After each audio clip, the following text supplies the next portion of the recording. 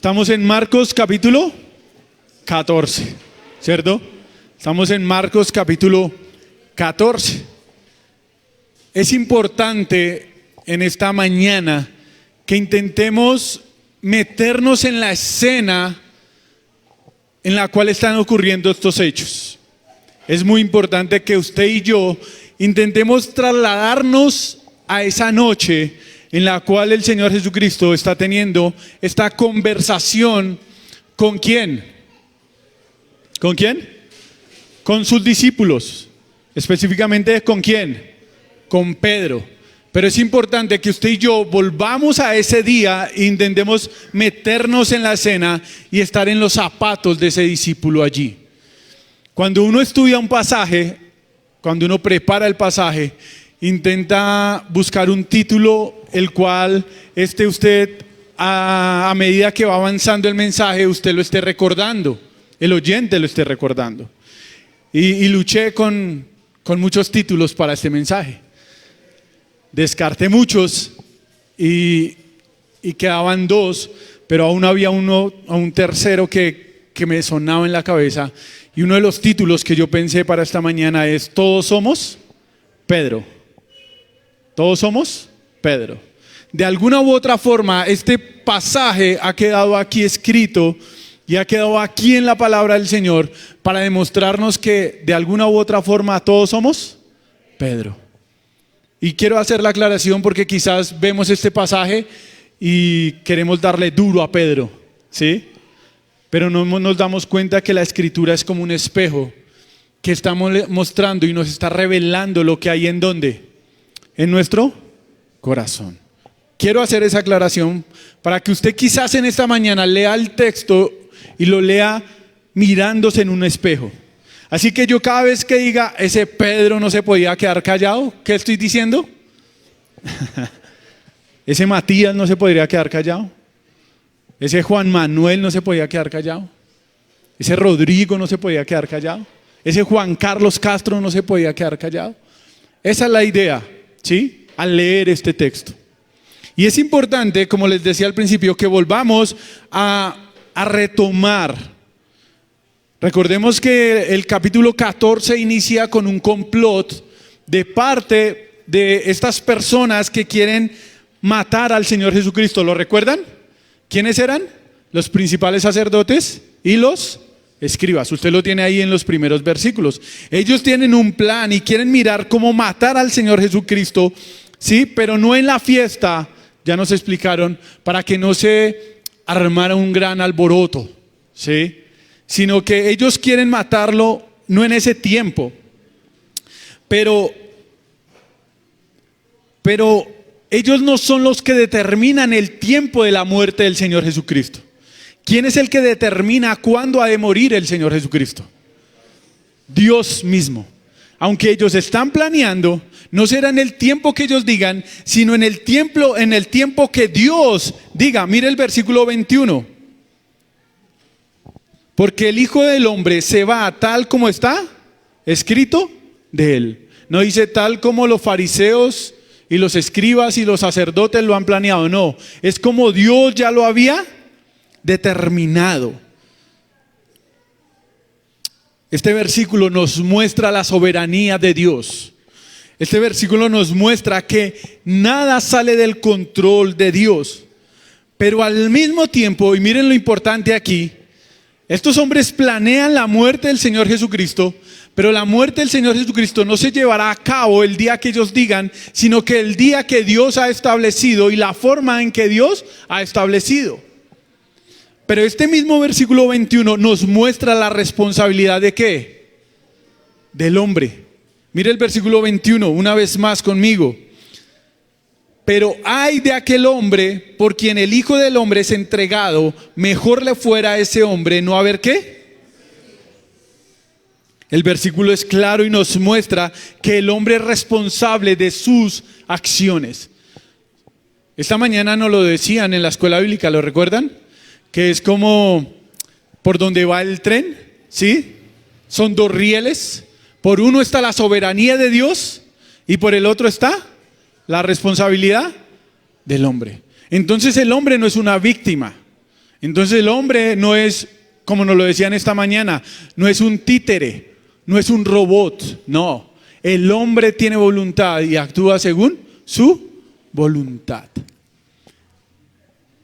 Y entonces después, ¿qué viene? Viene la institución de la cena del Señor o la nueva Pascua, y nos enseñaron como todos los rituales y todas las ceremonias y todo el Antiguo Testamento apuntaba al pacto, al nuevo pacto que es en la sangre del Señor Jesucristo. Ese momento glorioso. Los discípulos están teniendo un momento glorioso. Yo no sé si usted lo pensaba hace 8 días. ¿Qué es lo que nosotros añoramos con la cena del Señor? ¿Qué es lo que añoramos? ¿Qué es lo que anunciamos? Su venida, su regreso. O sea, miren esto. Los discípulos toman la cena del Señor. ¿Y Él qué les dice? No volveré a participar más con ustedes de la cena. ¿Hasta cuándo? Hasta cuando regrese. Eso es lo que, ese momento que ellos vivieron es el que debe desear la iglesia. El estar otra vez con su Señor, participando ¿de qué? De la cena, de las bodas del Cordero. Ese momento tan glorioso es el que ellos acaban de experimentar. Es algo impactante, porque después de tener este momento de comunión con el Señor y con el Hijo del Hombre, con el Mesías, cantar, ¿recuerdan el Salmo 118 que lo leímos al inicio? Cantaron eso tan glorioso. Usted en su casa puede hacer la tarea y leer el Salmo 110, el 115, 116, 117 y 118 y léalos con Cristo en su mente y verá lo glorioso que son. No sé si usted lo leyó así cuando lo leímos esta mañana. Que el 118 hace referencia ¿a quién? A Cristo Jesús. La roca que fue ¿qué? O la piedra que fue ¿qué? Desechada ¿por quién? Por los hombres. También el Salmo decía que todas las naciones lo rodearon, pero ¿él qué hizo? Venció a todas las naciones. Dice que su Padre no lo dejó en la muerte, sino que Él resucitó y venció la muerte. Ellos acaban de cantar esta verdad. O sea, ellos acaban de hacer lo mismo que usted y yo acabamos de hacer. ¿Cómo cantó usted ahorita de la misericordia de Dios? ¿Cómo cantó? Yo espero que usted haya cantado con su corazón bien compungido, con su alma, cantando acerca de la misericordia de Dios. ¿Y de qué habla el Salmo 118? De la misericordia de Dios, de la salvación de Dios.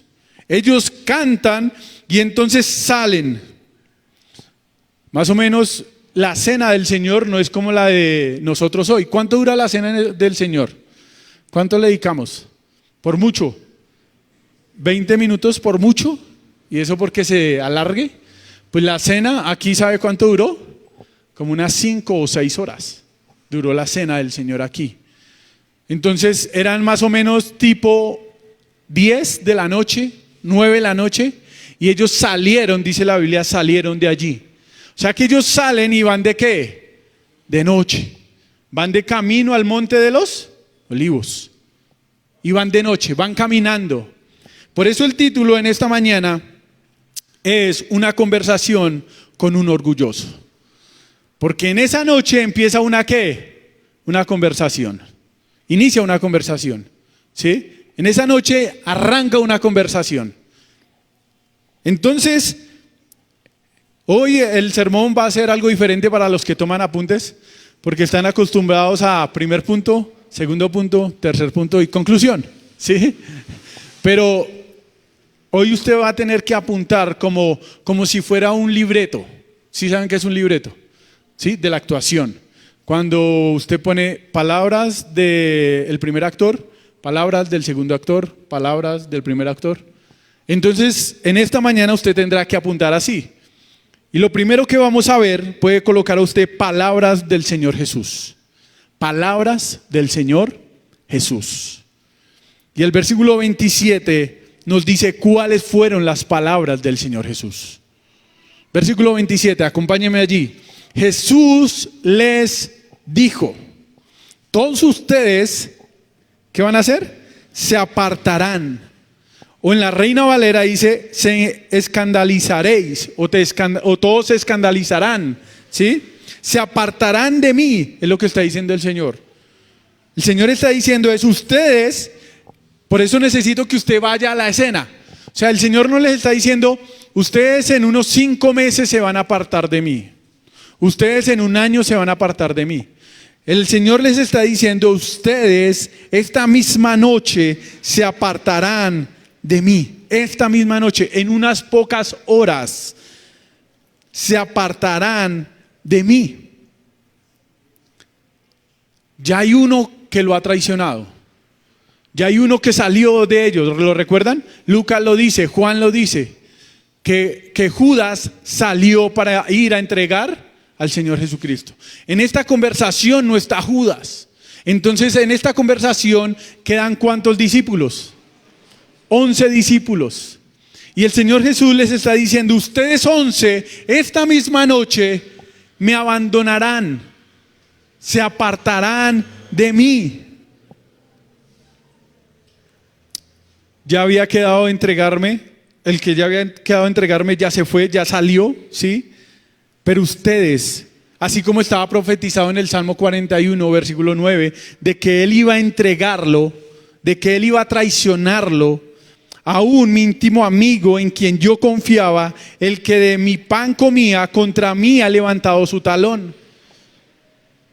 Pero estos 11 que están aquí, escuchando y teniendo esta conversación con el Señor Jesucristo, también había una profecía acerca de ellos. ¿Cuál era? Dice el versículo, como está escrito, heriré al pastor y las ovejas, ¿sé qué? ¿Había una profecía acerca de Judas? Sí, había una profecía. ¿Y se debía cumplir o no? Sí, tal cual se debería cumplir. Pero yo no quiero que usted quite de la mente, claro, Dios es soberano, pero el hombre también es responsable. Pero así como había una profecía acerca de Judas, había una profecía acerca de estos 11. ¿Y cuál era la profecía? Que ellos se iban ¿a qué?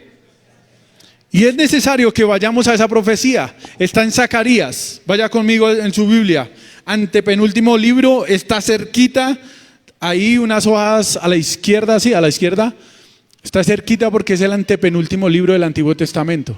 Zacarías, capítulo, quiero que mire desde el 12, capítulo 12. Zacarías, capítulo 12. Y usted puede poner ahí la soberanía de Dios. Capítulo 12. ¿Lo tiene? Versículo 1. Mire lo que dice. Profecía, palabra de quién? Del Señor acerca a Israel. El Señor que extiende los cielos, pone los cimientos de la tierra y forma el espíritu del hombre dentro de él, declara. O sea, dice, ¿sí? Esas son palabras de Dios, 500 años, más de 500 años antes de que sucedieran todas estas cosas. Pero mire algo interesante del versículo 10. Zacarías capítulo 12, versículo 10. ¿Ya lo tiene? Y derramaré sobre la casa de David y sobre los habitantes de Jerusalén el espíritu de gracia y de súplica, y me mirarán ¿a quién? ¿Quién está hablando? Dios. Y me mirarán a mí, a quien han ¿qué? Traspasado. ¿Cómo alguien puede traspasar a Dios? ¿Cómo es que alguien puede herir a Dios? ¿Cómo es que alguien puede traspasar a Dios? Y sigue diciendo el versículo, y se lamentarán por él como quien se lamenta por su hijo único, y llorarán por él como se llora por un... ¿De quién está hablando? De Cristo Jesús. Ahora, si usted pasa al capítulo 13, pase ahí al capítulo 13, versículo 1, Zacarías capítulo 13, versículo 1, mire lo que dice, en aquel día habrá una fuente abierta para la casa de David, para los habitantes de Jerusalén, para lavar el pecado y ¿qué? ¿Habrá qué? Una fuente. Y si usted lee Juan, Si usted va y lee en Juan, usted va a encontrar que Juan narra cuando el Señor Jesucristo está crucificado. ¿Y qué hace este soldado para mirar si el Señor Jesucristo está muerto? Traspasa la misma palabra de Zacarías. Traspasa su costado. Y ahora aún más interesante, ¿qué sale del costado del Señor? Agua y sangre. Eso es algo glorioso. ¿Qué salió de él? Agua y sangre. ¿Qué está diciendo el texto? Que va a haber una fuente allí en Israel de donde va a salir para limpiar nuestro pecado y nuestra impureza. ¿Cómo son perdonados nuestros pecados? ¿En qué son perdonados nuestros pecados? ¿Cómo es que Dios limpia nuestro pecado? Por la sangre del Cordero. Eso lo vimos hace 8 días. Por la sangre del Cordero. ¿Quién es el Cordero? El Señor Jesucristo. Y somos limpiados, somos santificados. ¿Por medio de qué? De la palabra del Señor. Ahora, si usted quiere ir conmigo ahí más adelante, llegamos al versículo número 7 de Zacarías capítulo 13, versículo 7. Y tenga la soberanía de Dios en su mente, leyendo estos textos. La soberanía de Dios. ¿Quién está hablando, mis hermanos? Dios. ¿Y qué dice en el versículo 7? Despierta. ¿A quién le dice que despierte? ¿A quién? A la espada. Vean esto tan interesante. Es Dios despertando la espada. ¿Y qué va a hacer esta espada según el versículo? Despierta espada contra mi pastor. ¿Contra quién? Contra el pastor. Declara el Señor, contra el hombre compañero mío. O sea, contra el que es igual a quién? A mí. Jesús es igual a Dios. ¿Y quién dio a su Hijo? ¿Quién pone a su Hijo como sacrificio? ¿Quién pone al Cordero? ¿Quién da al Cordero? ¿Quién es el que decreta cómo debe morir el Cordero? Es Dios mismo. Dios no ha perdido el control en esta situación. Y sigue diciendo el versículo, declara el Señor de los ejércitos, o sea, el que manda. Esta expresión quiere decir el que da orden. No hay nadie por encima del Señor de los ejércitos. Heriré al pastor y se dispersarán ¿qué? ¿Y se dispersarán qué? Mis hermanos, es claro. Es clara la profecía acerca de lo que tenía que ¿qué? ¿Qué es lo que está diciendo el Señor Jesucristo aquí en Marcos? ¿Él está trayendo algo nuevo? No, Él está recordando las palabras que el Padre le dio y las está transmitiendo a sus hijos. Las está transmitiendo a sus discípulos. Las está compartiendo con Él. No puedo pasar por alto sin decir que el amor de Dios es incondicional. El Señor ya sabía que ellos lo iban a abandonar. Miren esto tan importante. El Señor ya sabía que los 11 discípulos con los cuales estaba teniendo esta conversación lo iban a abandonar. Pero aún así los escogió para que fueran y predicaran y pusieran los fundamentos sobre la cual Él mismo iba a edificar su iglesia. Mi hermano, yo estudiaba esto y decía, el amor de Dios para con nosotros es tan grande. El amor de Dios para con nosotros es tan incondicional. Es su misericordia la que nos sostiene. El Señor sabía que el día de sufrimiento, de gran angustia para Él, ¿qué iban a hacer sus discípulos? ¿Lo iban a qué? Lo iban a abandonar. Pero aún así Él los escoge para que estén con Él y para Él estar con ellos. ¿Hasta cuándo? ¿Hasta cuándo? Hasta el fin del mundo. Dígame si eso no es algo impactante para nosotros. Que en la soberanía de Dios aún Él tiene sostenernos y guardarnos a pesar de nuestro pecado y de nuestros errores. El Señor aún en su soberanía tiene para con nosotros usarnos para su gloria, a pesar de que en nuestras decisiones muchas veces le fallemos.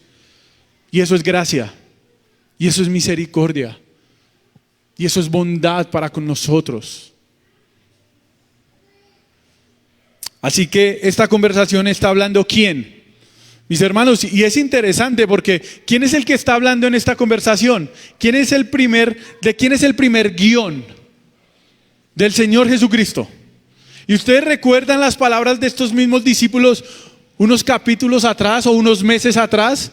¿Quién es este que habla y los vientos callan? ¿Quién es este que habla y el mar le obedece? ¿Quién es este que habla y los demonios se sujetan? ¿Quién es este que habla con tanta autoridad? Es interesante porque solamente unos versículos, vuelva conmigo a Marcos, Marcos capítulo 14.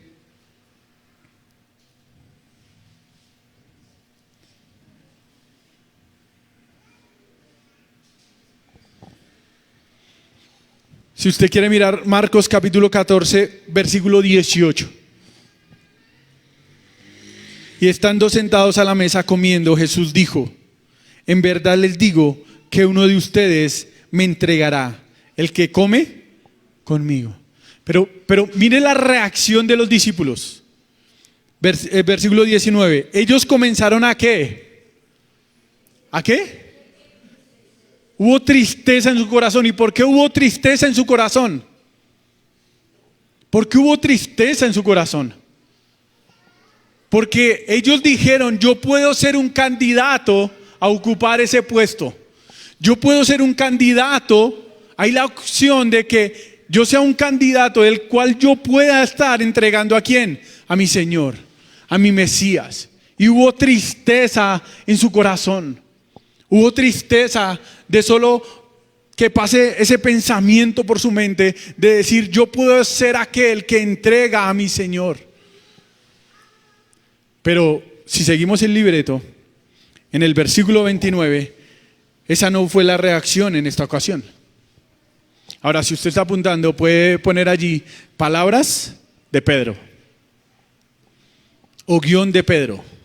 Y acuérdese que cuando digo guión de Pedro, quizás pueden ser sus palabras. Versículo 29.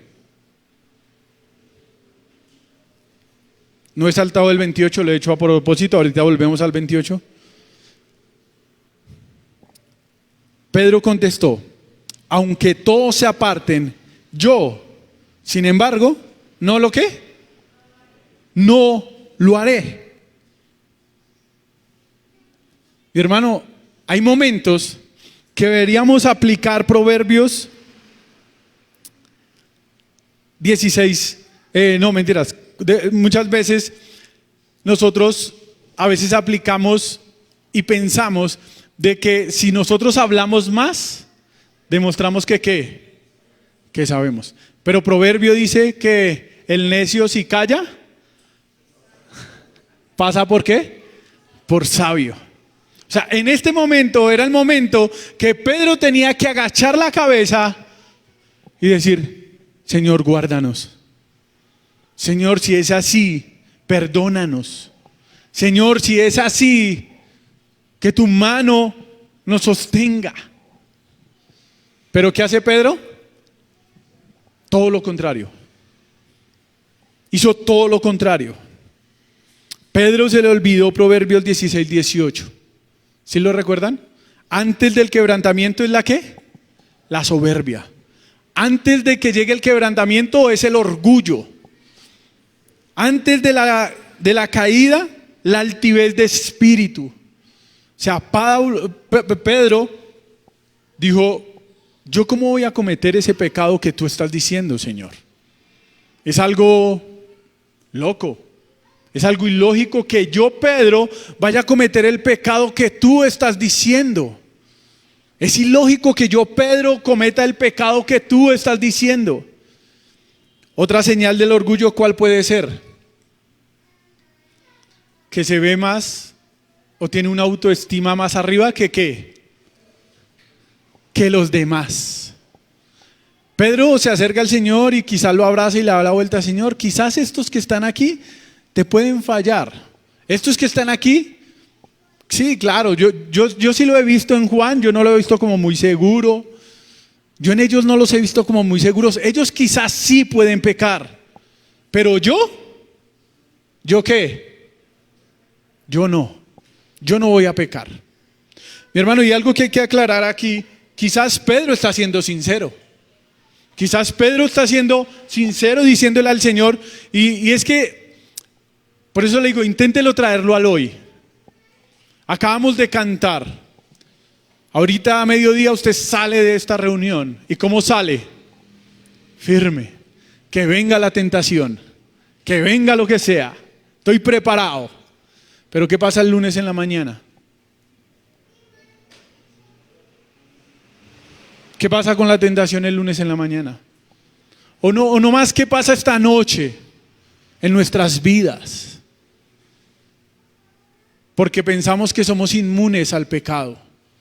Pensamos que somos inmunes a la tentación. Pensamos que nosotros no caemos. Caen los que están afuera. Pecan los que están afuera. Pecan los de otra iglesia. Pero los de esta iglesia no pecamos. A veces cuando hablamos de algún hermano que ha caído nos escandalizamos y ¿cómo puede ser que ese hombre cayó? Pues ¿quieres que te diga algo en esta mañana? Tú tienes el mismo corazón que tiene ese hombre. Tú tienes el mismo corazón que tiene esa persona. ¿Y qué dice la Biblia acerca de nuestro corazón? ¿Quién lo conocerá? Dice Jeremías. ¿Quién conocerá el corazón tan perverso y lleno de mal? Pero Jeremías también nos da la respuesta. ¿Quién lo conoce? Ahí dice la respuesta. Yo, el Señor, que escudriño todas las cosas. Mi hermano, y quizás tú en esta mañana estés algo orgulloso. Quizás tú en esta mañana estés caminando algo orgulloso. Quizás con el pecho muy inflado. Quizás viendo a los demás como que, como pecadores, que no merecen sentarse al lado tuyo. Pues la palabra hoy te está diciendo que antes del quebrantamiento está ¿qué? La soberbia, el orgullo. Y esta palabra lo que nos tiene que llevar a nosotros es a rendirnos a sus pies y decirle: Señor, no es en mis fuerzas. Señor, no es en lo que yo sé. Señor, es en tu mano y en tu misericordia que me sostiene. Pedro lo iba a aprender, pero eso lo vamos a ver más adelante. Pero Pedro por este momento está diciendo: Señor, yo soy inmune al pecado. Y yo sé que a usted le queda como difícil, pero intente recordar una conversación que haya tenido los últimos días hablando de alguien que quizás pecó. ¿Cómo fue su actitud? Intente recordar alguna conversación de algún pecado de algún hermano que le hayan dicho a usted en estos días. ¿Cuál fue la actitud? ¿Su actitud fue de quebrantamiento? ¿Su actitud fue de dolor? ¿O su actitud fue de... Eso se veía venir? Él se lo buscó. Esa fue su actitud. Y mire que la actitud del Señor Jesucristo para con Pedro no es esa. El Señor no les está diciendo: ustedes están buscando caer. La misericordia del Señor Jesucristo para con estos orgullosos, para con estos Pedros es grande. Porque el Señor Jesucristo dice en el versículo 28, devuélvase un poquito: pero después de que haya resucitado, iré delante de ustedes ¿a dónde? A Galilea. La profecía no se quedó solamente que ellos iban a pecar. Él le dice: aunque ustedes caigan, ustedes serán restaurados. ¿Ustedes recuerdan qué pasó en Galilea? El Señor se encuentra con ellos. El Señor les cocina, les prepara un pescado, comen con Él y son ¿qué? Restaurados.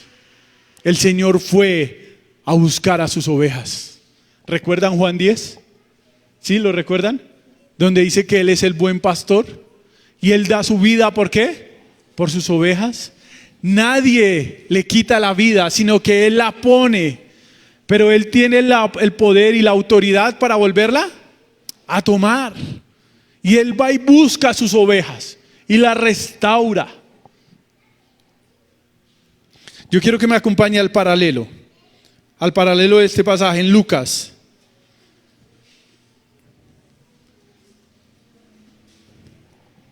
Lucas capítulo 22.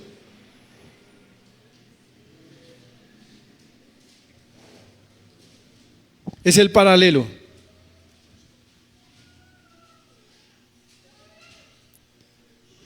Usted puede ahí colocar otra vez en el guión palabras de Jesús. Arriba estábamos en la respuesta de Pedro. Ahorita otra vez, palabras del Señor Jesucristo. Ahora, ¿qué dice el Señor Jesucristo? Pero yo quiero que miremos las palabras del Señor Jesucristo en Lucas, capítulo 22, versículo 31. ¿Lo tiene? Le dijo el Señor a Pedro específicamente: Simón, Simón, mira que Satanás los ha reclamado a ustedes, a todos, para zarandearlos como a trigo. Versículo 32, ¿qué dice? Pero yo he rogado por ti para que tu fe no falle. Y tú, una vez que hayas regresado, fortalece a quién. El texto, mire el Señor. Pedro no quiere escuchar. Pedro está orgulloso. Pedro tiene el pecho inflado y no quiere escuchar. Y el Señor sabe que él va a caer. Pero aún así, ¿qué está haciendo el Señor por Pedro? Intercediendo ¿por quién? Por él. Intercediendo por ese hombre orgulloso. Intercediendo por esa persona que es dura de corazón. Intercediendo por él. Para que su fe no ¿qué? No falte. Pedro, escucha al Señor. Escucha al Señor. Mis hermanos, el versículo 31 utiliza la palabra, a ver si la puedo decir, zarandearlos. Así ya la puedo decir, zarandearlos. Si el Señor les está diciendo estas palabras, ¿qué era lo que a ellos se les tenía que venir a la mente?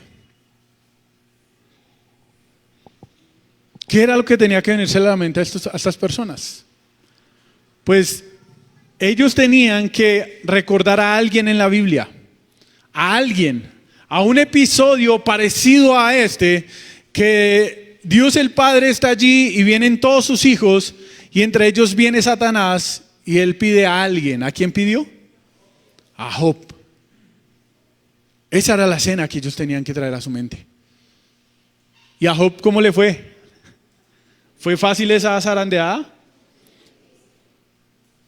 Eso era lo que ellos tenían que traer a su mente. Satanás los ha pedido ¿para qué? ¿Cuál sería tu actitud si hoy el Señor nos dijera: Juan Carlos, Satanás te ha pedido ¿para qué? ¿Cuál sería tu actitud? Que venga. Ni Satanás me hace caer a mí. Yo soy tan santo que eso, Satanás me quedó pequeño.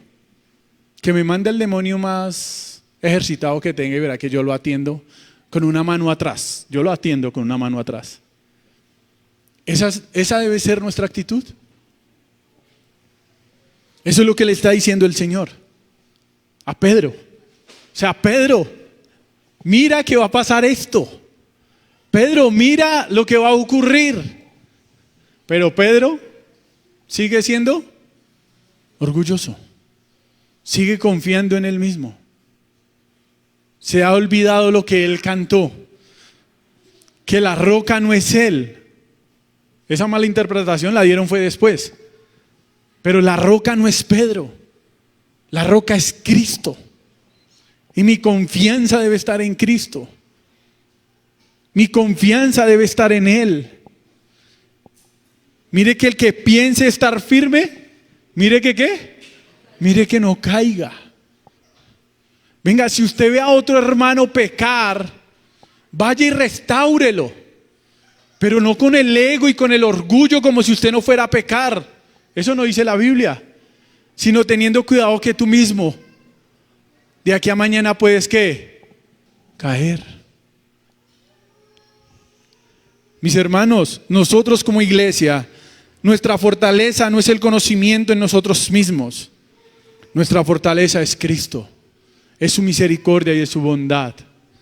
Recordemos que Él es el Señor, quien nos salvó de nuestro pecado. Pero es triste porque Pedro, si quiere ahí en Lucas todavía, Lucas capítulo 22, versículo 33, y Pedro le dijo: Señor, estoy dispuesto a ir donde vayas, tanto a la cárcel como a la muerte. Pero Jesús le dijo: te digo, Pedro, que el gallo no cantará hoy hasta que tú hayas negado 3 veces que me conoces. Entonces ahí usted en el otro guión puede poner palabras de Pedro. ¿Y cuáles eran las palabras de Pedro? Insistía en que él no iba a pecar, que él no iba a caer. Pedro sigue insistiendo. Pedro, a pesar de la misericordia que el Señor muestra para con Pedro, Pedro sigue siendo terco. Pedro piensa y confía en su corazón. Pedro sigue respondiendo. Pedro sigue diciéndole al Señor: yo me conozco más de lo que tú me conoces.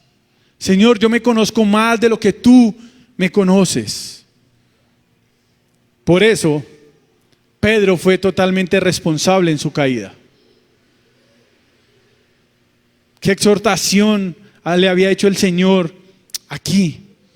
Recordemos que el capítulo 13 de Marcos, todo fue exhortaciones ¿a qué? A velad y orad, al estar despiertos, a no se duerman. Esa era la exhortación del capítulo 13. Es más, si usted vuelve conmigo a Marcos capítulo 14, vaya conmigo, Marcos capítulo 14.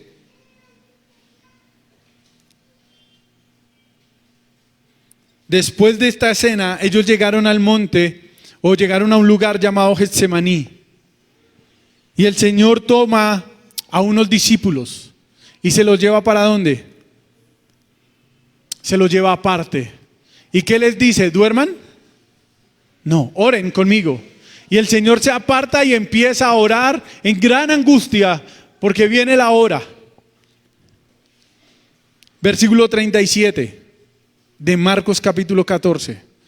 Entonces Jesús vino y los halló ¿cómo? Y dijo ¿a quién? A alguien en específico. A Pedro: Simón, ¿duermes? ¿No pudiste velar ni por 1 hora? Versículo 38. Velen y oren para que ¿qué? ¿Para que qué? Miren esto tan importante. El Señor le está diciendo, hace unos minutos atrás, el Señor le dijo: Pedro, has sido pedido para ser tentado. Has sido pedido para ser tentado. Vamos a orar. ¿Y qué hace Pedro? Yo no necesito orar. Yo soy Pedro. Yo no necesito orar. Que oren los otros 10 que están débiles y son capaces de abandonarte. Pero yo orar, yo no necesito orar. Pedro fue totalmente responsable. ¿Había una profecía? Sí.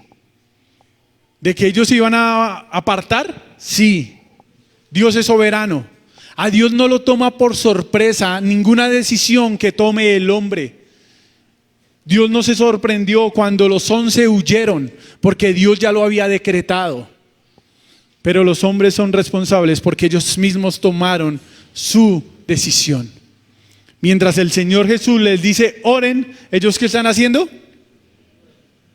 Duermen. Y mis hermanos, la siguiente frase en el versículo es clave. El espíritu está ¿qué? Dispuesto, pero la carne. Si yo hoy le pregunto a usted, ¿cuántos de ustedes anhelan tener vidas de oración de 5 horas orando al día? ¿Cuántos de ustedes anhelan leer toda la Biblia? ¿Cuántos de ustedes les gustaría conocer la Biblia de pasta a pasta?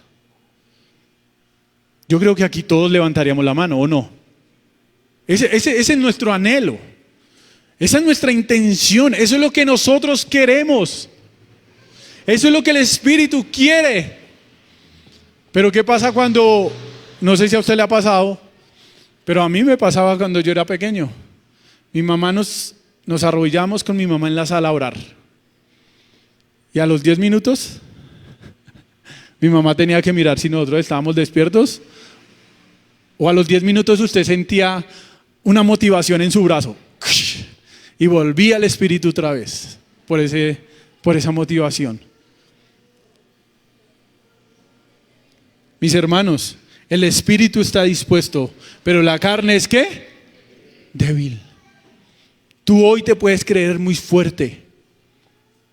Tú hoy te puedes creer muy fuerte porque estás aquí en medio de tus hermanos. Pero ¿qué va a pasar cuando estés en el patio con los incrédulos?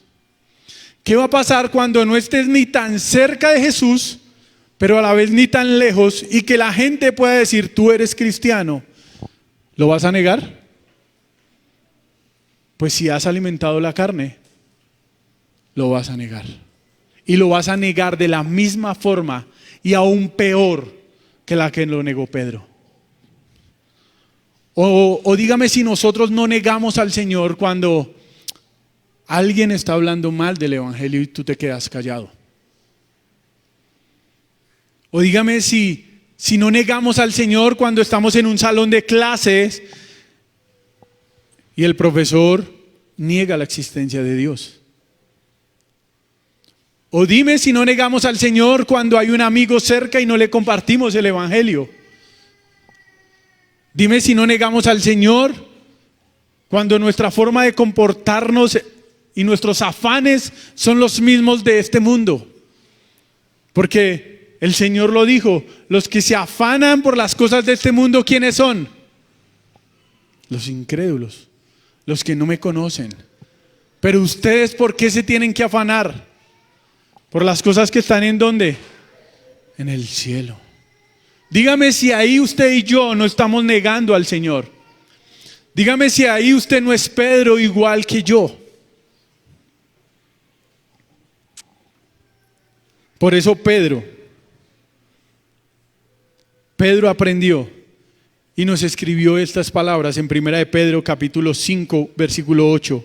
Sean de espíritu sobrio. ¿Y qué significa sobrio? ¿O cuál sería lo contrario a sobriedad? ¿O sobriedad? Borracho. Estén alerta. Y él aprendió esto, mire. Su adversario, el diablo, anda al acecho como león rugiente buscando ¿a quién? Hace poco compartíamos en un grupo que tenemos y hay policías. Y ellos me decían que cuando vienen a darle la inducción acerca de explosivos o antiexplosivos, ¿sí? Ellos están así en un salón y están reunidos. Y que ellos saben cuando llegó el instructor. Ellos pueden estar así hablando y todavía no ha llegado el instructor. Y ellos dicen, nosotros ya conocemos al instructor. Porque cuando alguien entra por esa puerta sin un brazo, ese es el instructor. Cuando alguien entra en silla de ruedas, ese es el instructor. Cuando alguien entra sin dedos, ese es el instructor. Él dice, lo más probable es que sea el instructor que nos va a enseñar acerca de cómo desarmar la dinamita. Pues mis hermanos, aquí hoy hay alguien que tiene evidencias en su vida, que nos está diciendo a nosotros, oye, no te duermas. Oye, sé sobrio de espíritu, está despierto.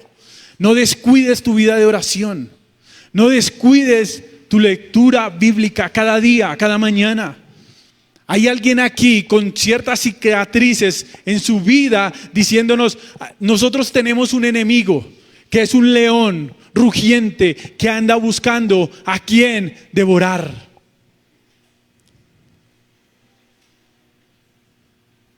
¿Cómo estamos nosotros? ¿Durmiendo?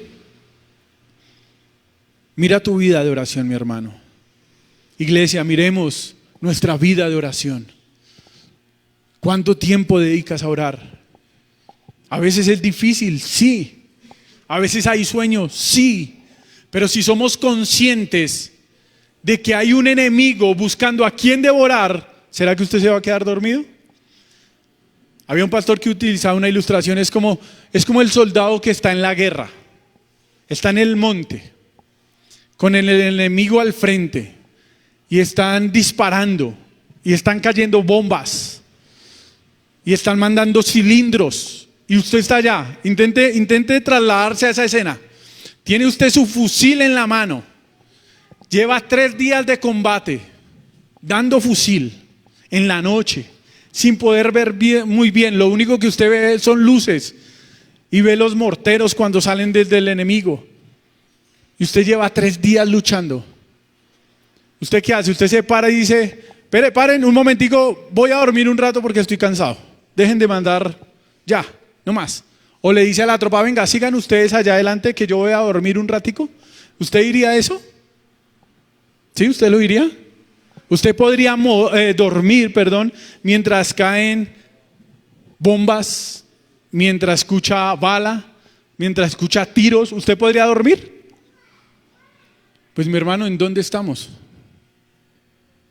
¿En dónde estamos? ¿Qué nos bombardea la televisión? ¿Qué nos bombardea este mundo? Nuestros hijos, nuestra familia, nuestro cónyuge. ¿En dónde estamos? Pues Pedro hoy es ese instructor que está al frente con algunos rasguños, con algunas heridas, llamándonos y exhortándonos. Velen, oren, porque somos pecadores, porque somos débiles. Pero de este pasaje también nosotros podemos aprender que el Señor en su soberanía guarda a los suyos. Y eso es algo glorioso. El Señor en su soberanía guarda a los suyos. Tenemos un ejemplo reciente. Judas. ¿Qué pasó con Judas? ¿Judas fue responsable? Sí. Sí, porque el Señor ¿cuántas veces le dijo? ¿Cuántas oportunidades le dio el Señor para que él se arrepintiera? ¿Y qué hizo Judas? ¿Se arrepintió? No. Y él fue y vendió al Señor Jesucristo. ¿Y después qué hizo? Fue y dice ¿qué? Una tristeza en su corazón hizo que él fuera y se ahorcara. Pero yo sé que me estoy metiendo en pasajes en terreno que es ajeno, que le corresponde a otra persona predicar. Pero si usted ve esa escena cuando Pedro niega al Señor Jesucristo y después el gallo canta y el Señor Jesucristo mira ¿a quién? A Pedro. Y dice un pastor, la peor mirada que pudo haber recibido Pedro fue esa. La peor mirada de todas que recibió Pedro fue esa. ¿Y sabe por qué fue? Porque no fue la mirada de una persona mirando a un traidor. No fue la mirada de alguien que está diciendo, me traicionaste, canalla, me pegaste una puñalada por la espalda. Esa no fue la mirada que recibió Pedro. La mirada que recibió Pedro fue una mirada tierna y de misericordia. Eso es algo grandioso. O sea, intente meterse en la escena. El Señor Jesucristo está siendo azotado, el Señor Jesucristo está siendo golpeado, el Señor Jesucristo tiene sangre, sus espaldas, y aún así Él está pensando ¿en quién? En Pedro. Eso es algo glorioso. Porque el Señor también muestra en este pasaje que en su soberanía guarda a los suyos a pesar de que caigamos. Él nos llevará al arrepentimiento y nos cargará en sus brazos como el pastor carga a su oveja descarriada para llevarla de nuevo al redil. Y eso es algo glorioso para nosotros. En eso descansamos. Nosotros cantamos una, aunque mi fe haya de caer. Sí, sí dice así, ¿cierto? ¿El qué? Él me sostendrá.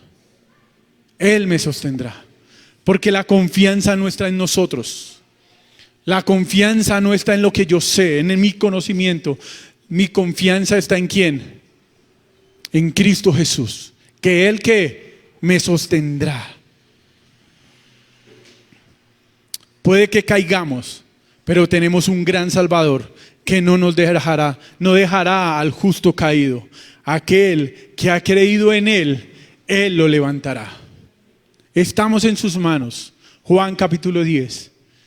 Somos sus ovejas y nadie las podrá arrebatar ¿de qué? De su mano.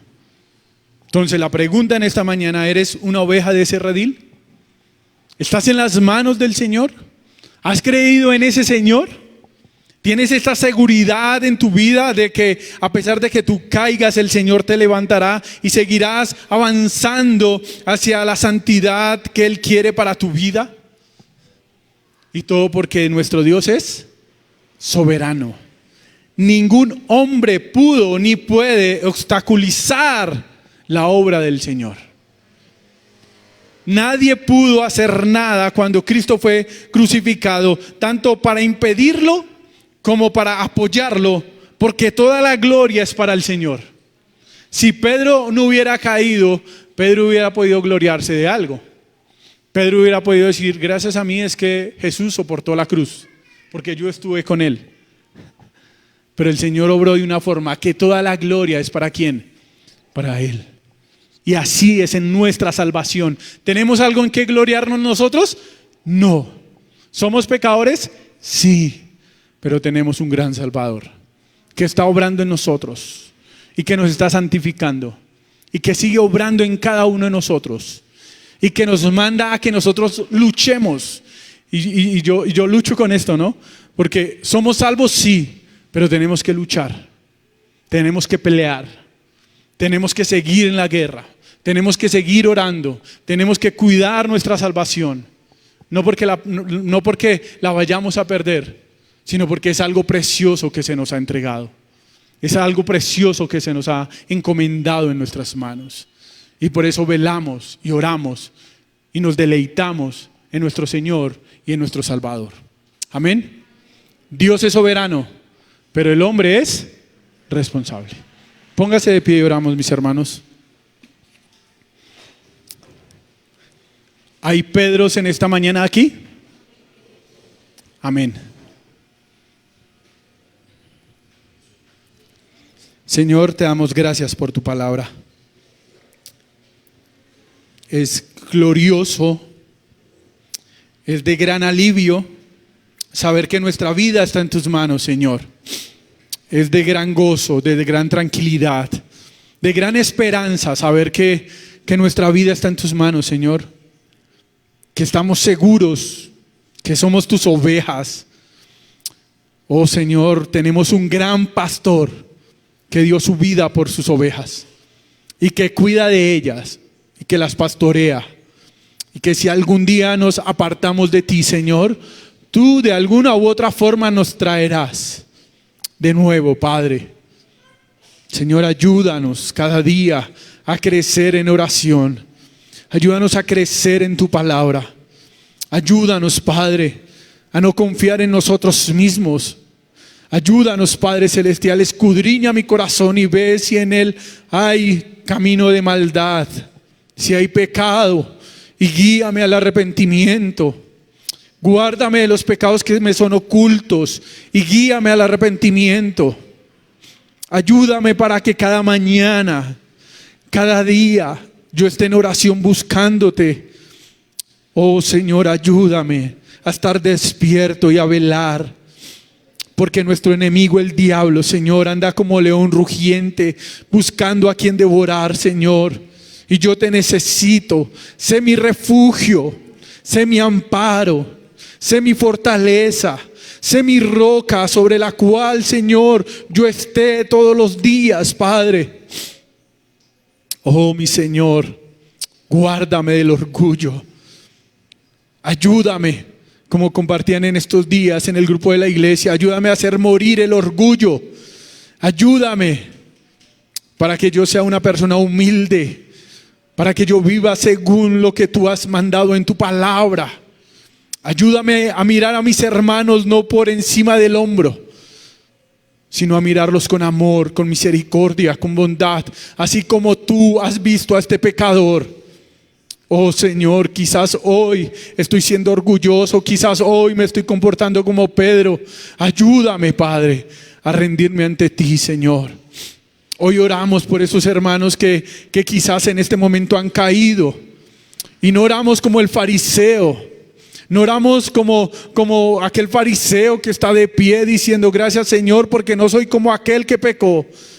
Hoy oramos, Señor, sabiendo que somos pecadores y que nos duele ver a otros hermanos que caen. Y nos duele cuando tu nombre es blasfemado por este mundo, cuando otros hermanos caen. Oh, mi Señor, ayúdanos a permanecer firmes. Ayúdanos, Padre, que tu mano nos sostenga en medio de la tribulación, que tu mano nos sostenga en medio de la prueba, Señor. Yo te lo pido, Padre precioso. Ayúdanos y levántanos cada día más y más. Y que todo lo que pase en nuestra vida sea para tu gloria y para tu honra, Señor. Todo esto te lo pedimos en los méritos de nuestro Señor y amado, el Señor Jesucristo. Amén y amén. Mis hermanos, Dios les bendiga.